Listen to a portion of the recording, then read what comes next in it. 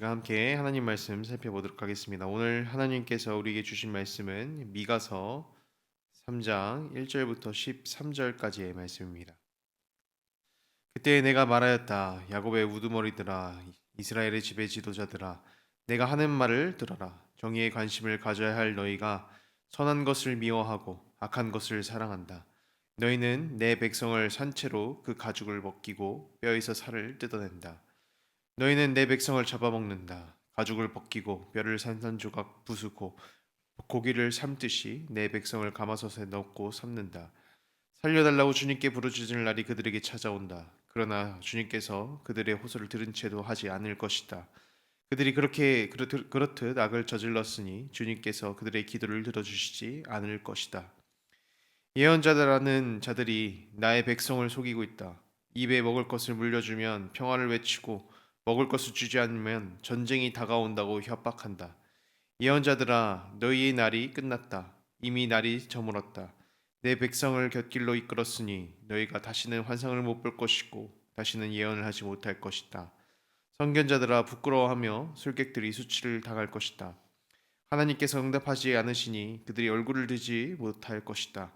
그러나 나에게는 주님께서 주님의 영과 능력을 채워주시고 정의감과 함께 야곱에게 그의 지혜를 꾸짖고 이스라엘에게 그의 범죄를 꾸짖을 용기를 주셨다. 야곱의 집의 지도자들아, 이스라엘의 집의 지도자들아, 곧 정의를 미워하고 올바른 것을 모두 그릇되게 하는 자들아, 나의 말을 들어라. 너희는 백성을 죽이고서 그 위에 시온을 세우고 죄악으로 턱을 닫고서 그 위에 예루살렘을 세웠다. 이 도성의 지도자들은 뇌물을 받고서야 다스리며 제사장들은 삭슬 받고서야 율법을 가르치며 예언자들은 돈을 받고서야 계시를 밝힌다. 그러면서도 이런 자들은 하나같이 주님께서 자기들과 함께 계신다고 큰 소리를 친다. 주님께서 우리와 함께 계시니 우리에게 재앙이 닥치지 않는다고 말한다. 그러므로 바로 너희 때문에 시온이 바깔듯 뒤엎어질 것이며 예루살렘이 폐허더미가 되고 성전에 서 있는 이 산은 수풀만이 무성한 언덕이 되고 말 것이다. 아멘. 오늘 말씀은 정의가 세워지는 삶입니다. 정의는 진리에 따른 올바른 도를 의미합니다. 우리가 하나님의 성품이 무엇인지 떠올릴 때 공의의 하나님, 정의의 하나님, 정의를 돌보시는 이 하나님의 모습을 떠올리게 되죠. 주님의 성품을 닮아가야 하는 우리 가운데도 발견되어져야 하는 것이 바로 이 정의라는 것입니다.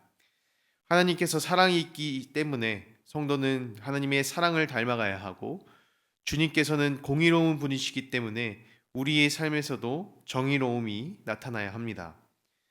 하나님께서 이스라엘을 제사장 나라로 삼으신 이유는 이스라엘을 통해서 주변 나라들에게 이 정의를 세우시려는 목적이 있었습니다. 그러나 이스라엘은 삶 가운데에 이 정의로움이 완전히 무너져 있었기 때문에 이스라엘을 통해서 정의를 세우려고 하신 하나님의 뜻은 이루어질 수가 없었습니다. 오늘 말씀에서는 이러한 정의가 무너져 버린 이들의 모습이 비추어집니다.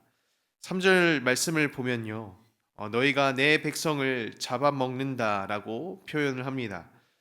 하나님께서 이스라엘 백성의 지도자들을 세워주신 이유가 무엇입니까? 백성을 사랑하며 먼저 낮은 자의 모습으로 섬기기 위함입니다. 솔로몬이 죽고 이스라엘의 왕으로 이제 르호보암이 왕이 되었을 때에 르호보암은 당대 솔로몬과 지혜를 같이 했던 이 원로들을 찾아갑니다. 어떻게 하면 백성들을 잘 지혜롭게 다스릴 수 있는지 그 지혜를 구했던 것이죠. 그때 원로들은 왕께서 먼저 백성의 종이 되셔서 그들을 먼저 섬기면 백성은 영원히 왕을 따를 것입니다. 라는 지혜 있는 충고를 합니다. 그러나 르호보암 왕은 이 충고를 무시하였다라고 합니다.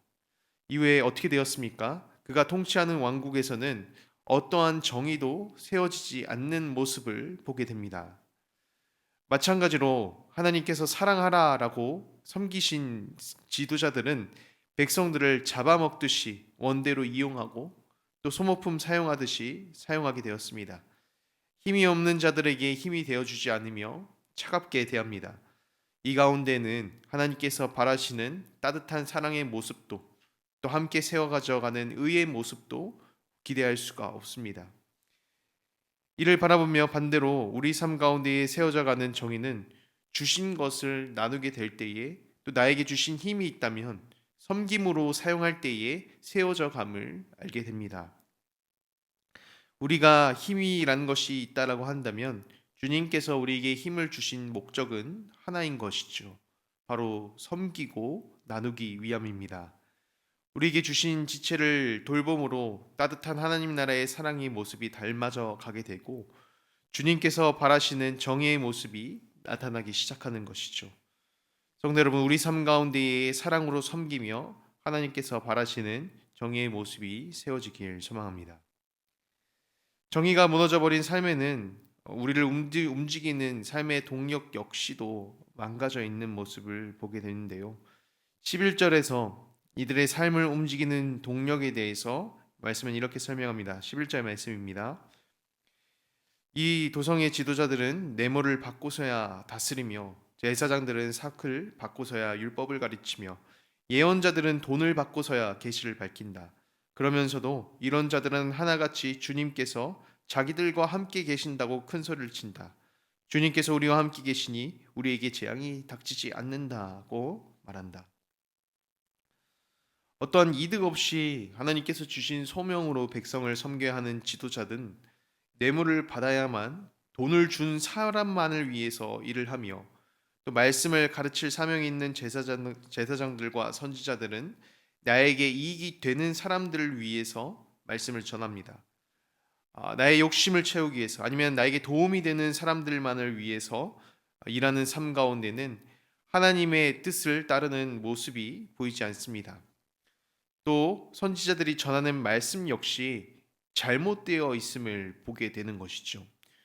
왜냐하면 이들의 삶 가운데에는 하나님의 정의가 무너졌기 때문에 하나님의 뜻을 생각하지 않기에 하나님이 나타나는 말씀을 선포할 수가 없는 것입니다. 앞서 이야기했듯이 정의라는 것은 무엇입니까? 하나님의 진리에 맞는 올바른 도를 세우는 것을 정의라고 합니다. 그렇기에 반대의 불의는 그 삶을 따르는 사람 가운데에 하나님의 진리가 아닌 사람의 진리를 세우는 삶이 됩니다. 하나님께서는 악한 삶에 대해서 재앙이 있을 것이다 라고 경고를 하지만 불의한 사람은 하나님의 뜻은 사실 중요하지 않고 내 삶의 욕심이 중요하기 때문에 주님께서 우리와 함께 계시니 재앙이 닥치지 않는다라는 거짓된 말씀을 전하는 것이죠.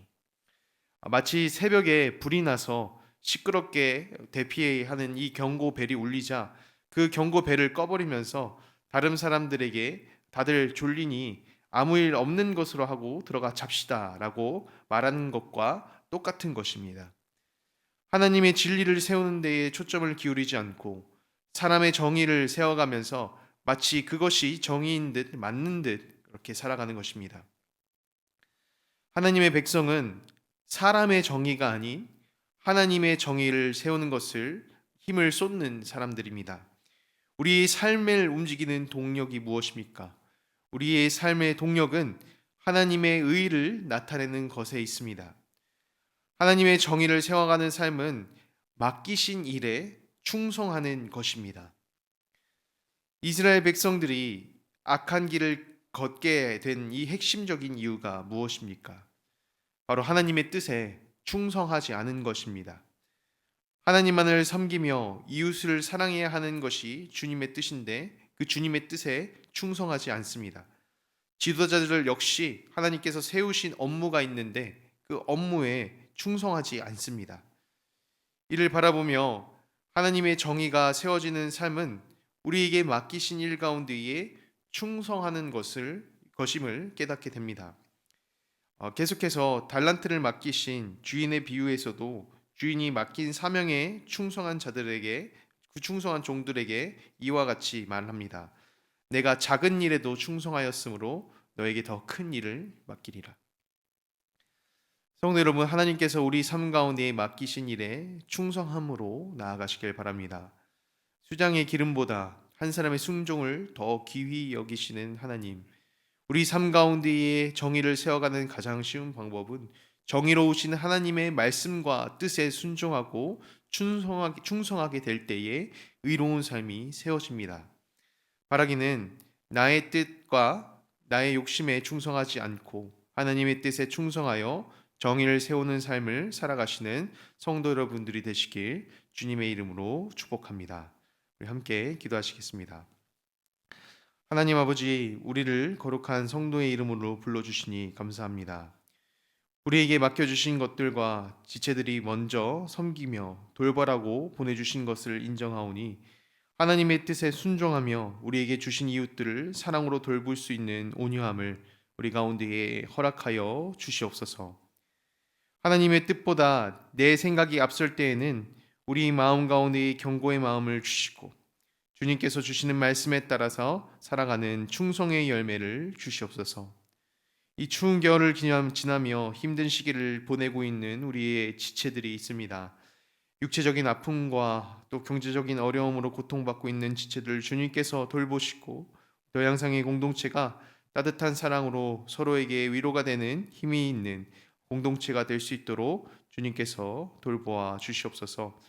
이 모든 기도를 주께 드리며 살아계신 예수 그리스도의 이름으로 기도드립니다. 아멘.